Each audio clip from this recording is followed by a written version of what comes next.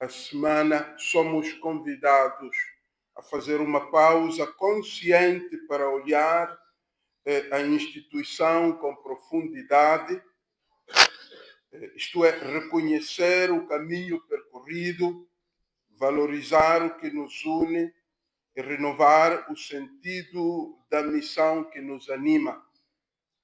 As celebrações institucionais não surgem por acaso.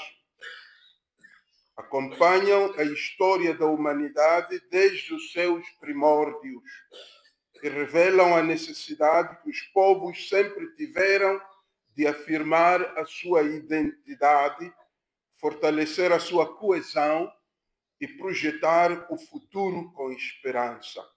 É nesse horizonte que situamos a nossa intervenção. Não vamos abordar o tema proposto, porque temos oradores para tal fim, mas vamos tentar motivar, digamos, cada um de nós, a todos nós, para estas celebrações. Primeiro ponto, a origem antiga das celebrações institucionais. As celebrações institucionais têm raízes muito antigas. Desde os primórdios da humanidade, os povos perceberam que uma comunidade só permanece viva quando celebra a sua identidade, a sua história e a sua missão. A título de exemplo, os egípcios, no Egito Antigo, templos, escolas de escribas eram aquelas pessoas que copiavam manuscritos, copiavam textos manualmente. Então, escolas de escribas e corporações artesanais realizavam ritos de renovação anual ligados ao Rio Nilo, realizavam celebrações de fundação de templos e instituições, realizavam também cerimônias de passagem para novos membros das corporações. Então, no Egito Antigo, celebrar significava renovar a ordem da instituição a que se pertencia. Significava garantir continuidade e reforçar a missão. Temos outro exemplo, os gregos. Na Grécia, as famosas polis, os estudam história antiga, polis é um termo grego para cidade. Daí vem política, política, cidade. Então, as famosas cidades, as famosas polis, tinham festas cívicas que reforçavam a identidade da cidade, tinham celebrações acadêmicas nas escolas filosóficas. Sabem que os grandes filósofos da Grécia Antiga tinham também rituais de memória dos fundadores das cidades. Então, como vemos, na Grécia Antiga, celebrar era educar as novas gerações para a virtude. Então, eu gostaria que vós também aplicasseis a este percurso histórico que estou a fazer à nossa realidade da celebração da nossa instituição. Então, celebrar na Grécia Antiga era educar as novas gerações para a virtude. Era fortalecer a comunidade, seja ela escola ou instituição, digamos, de uma cidade. E também temos outro exemplo dos romanos. A Roma Antiga aperfeiçoou o sentido institucional das celebrações. A expressão dies natalis, daí vem Natal, vem do latim dies natalis, daí vem também aniversário natalício, vem dessa expressão dies natalis. Era o dia do nascimento de uma instituição, antes de ser o dia do nascimento de uma pessoa. Então, também eles tinham ritos anuais de renovação da missão da instituição, tinham cerimônias públicas que davam visibilidade à função social da instituição. Então, na Roma antiga, celebrar era construir coesão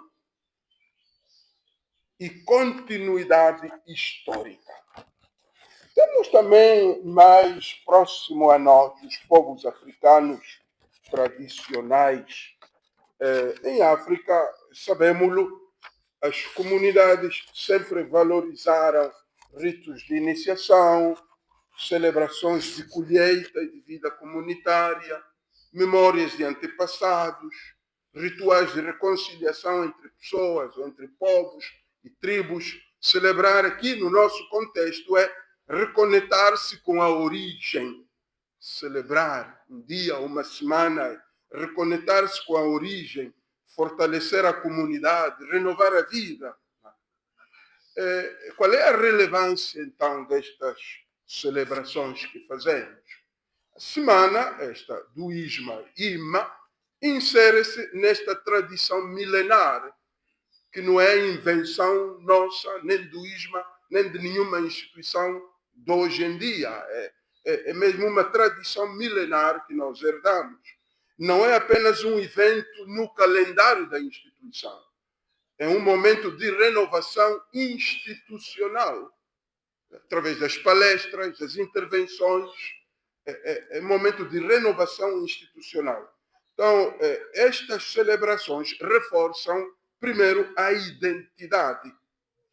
Recordam que somos, recordam quem somos, de onde vimos e para onde caminhamos. É um exercício de memória institucional, essencial para qualquer organização que deseja permanecer fiel à sua missão. Estas celebrações reforçam a missão. O ISMA existe para formar, o IMA também, para educar, existe para servir e transformar. Então, celebrar para nós é clarificar prioridades e renovar o compromisso com a excelência. Estas celebrações reforçam a comunidade, porque criam pertença. Estas celebrações pertencem à família ISMA, criam proximidade entre nós. Os atores de todo este processo somos nós, estudantes, docentes, CTA. Nós somos os atores. Então, isto cria proximidade, cria espírito de corpo. Somos um corpo. Isto cria motivação coletiva. Todos sentimos-nos motivados. Estas celebrações também reforçam a esperança.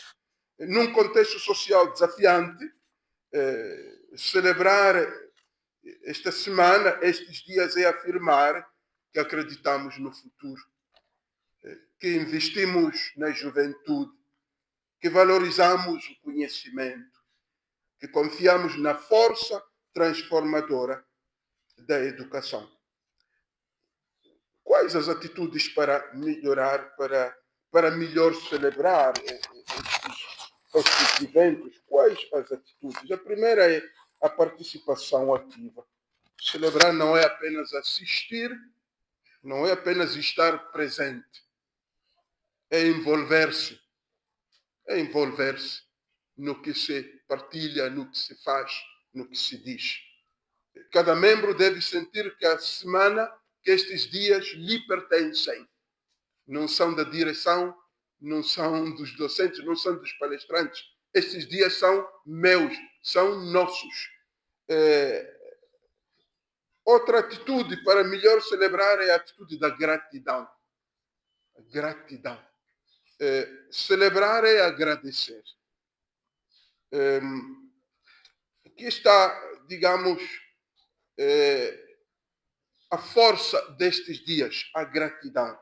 A gratidão é uma das atitudes mais estruturantes de uma instituição. A gratidão reconhece o que recebemos, valoriza quem constrói conosco e cria um ambiente de confiança e pertença. Uma comunidade que sabe agradecer torna-se mais coesa, mais motivada e mais capaz de enfrentar desafios.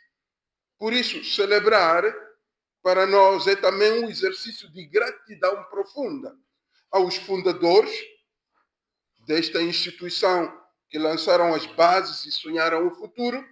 Gratidão à CIRMO, que acompanha, apoia, fortalece o caminho institucional com visão, presença e responsabilidade. Gratidão à direção que orienta, coordena e garante a fidelidade à missão. Aos docentes que diariamente semeiam conhecimento, valores e humanidade. Os colaboradores que asseguram com dedicação silenciosa o funcionamento da instituição, aos estudantes que dão sentido à missão educativa e desafiam a instituição a crescer, às famílias que confiam na nossa instituição, renovando ano após ano a credibilidade na nossa missão. Então, a atitude de gratidão, como vedes, fortalece a nossa instituição, porque lembra que ninguém constrói sozinho. Insisto nisso. Esta atitude lembra-nos que ninguém constrói sozinho. Também outra atitude para melhor celebrarmos estes dias: memória e visão. Celebrar é olhar para trás com respeito e para frente com coragem. Estes dias devem unir tradição e inovação. Daí esperamos que também as palestras nos ajudem a abraçar o desafio da inovação. Também temos a questão do espírito de serviço ao celebrarmos, é outra atitude que nos ajuda a melhor celebrar. O espírito de serviço, a melhor celebração é aquela que se traduz em melhor trabalho, melhor relação entre nós, melhor compromisso com a missão do ISMA. Que riscos a evitar? Celebrar por formalidade. Celebrar por formalidade. A celebração perde força quando se torna rotina vazia. Não é? Outro risco é protagonismo pessoal, querer aparecer. A celebração é institucional, embora digamos, tenhamos um grupo que a prepara, mas o protagonismo pessoal há de ser evitado, porque esta celebração é institucional, não individual. O foco aqui deve ser o ISMA, deve ser a instituição e a sua missão. E, por fim, o terceiro risco a evitar é a superficialidade. Superficialidade. Celebrar sem reflexão, sem empenho de memória, de inteligência, sem empenho intelectual, sem visão de contexto. Tudo isso gera fragilidade, gera superficialidade. Então, por fim, celebrar a Semana do ISMA é participar, dizíamos, numa tradição humana milenar, a tradição de renovar a missão, a identidade e a esperança de uma instituição que se quer viva, fiel e comprometida com o futuro. Então, que esta semana seja para todos nós memória viva que nos liga às raízes e honra o caminho percorrido. Que esta semana seja para todos nós compromisso renovado que nos desafia a fazer melhor e a servir com mais dedicação. Seja para nós comunidade fortalecida, onde cada pessoa se renova e se reconhece parte essencial de todo este corpo, e que esta celebração se convertam em missão reavivada, missão do ISMA reavivada, que nos impulsiona a educar, transformar e construir futuro. Então, que esta celebração nos inspire a continuar a fazer da nossa instituição digamos, um espaço onde todos crescemos, aprendemos e servimos com excelência. Então, nesta linha que declaro abertas as 12ª Jornadas Científicas no Instituto Superior Maria Mãe de África.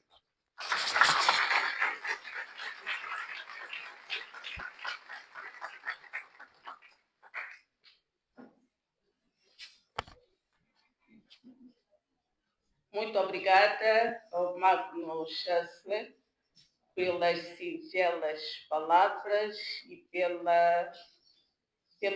aprendizado que aqui nos deixou. Dando continuidade, convidamos o professor Dr. Antônio Amélia Tempo, diretor-geral do ISMA, para enaltecer algumas palavras sobre o espírito das jornadas científicas.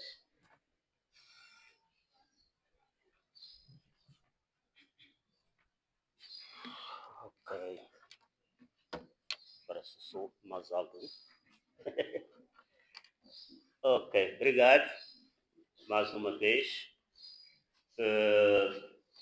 Dizer que o assunto relacionado com a jornada científica não é invenção da instituição que nós pertencemos. É um assunto que envolve a nossa área acadêmica. Eu hoje estava a conversar com alguns estudantes, os mais novos, que devem participar nesses eventos para poderem aprender e ver como que se faz, porque o fim da formação a este nível vai ser uma apresentação de um trabalho final do curso. E que isso exige uma presença em público. E que quando é para se falar em público é um problema. Começamos a tremer antes de começar.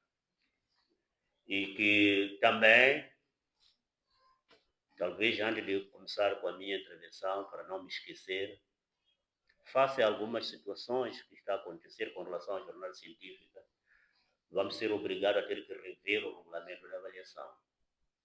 Passará a ser de caráter obrigatório. O estudante que não tiver um relatório, pelo menos 2 relatórios de participação em eventos de índole acadêmico, não vai à defesa, mesmo com monografia pronta. Terá que participar em 2 eventos de índole científico. Se participar num como orador, chega. Basta participar num evento científico como orador, já com certificado de orador, é suficiente para se qualificar para ir à defesa, porque isso é o nosso core business, como falam os investidores. Ok. Excelentíssimo senhor presidente da CIRMA, Magno Chancel, distintos membros do coletivo de direção-geral, ilustres docentes, caros estudantes, convidados e demais presentes. É com elevada honra e profundo sentido de responsabilidade que tomo a palavra nesta cerimônia de clausura acadêmica, um momento de grande significado para toda a comunidade universitária. No entanto, este momento representa o que, de facto, envolve todo o processo de ensino-aprendizagem. Nós estamos aqui para poder partilhar o que nós aprendemos. Algumas coisas são aqueles que nos criam um problema na cabeça. E nós, como acadêmicos, queremos procurar saber o porquê disto, a que se deve isto. Essa é a tarefa do estudante do ensino superior, questionar. E quando questiona, tem que procurar as respostas. E as respostas têm que ser partilhadas.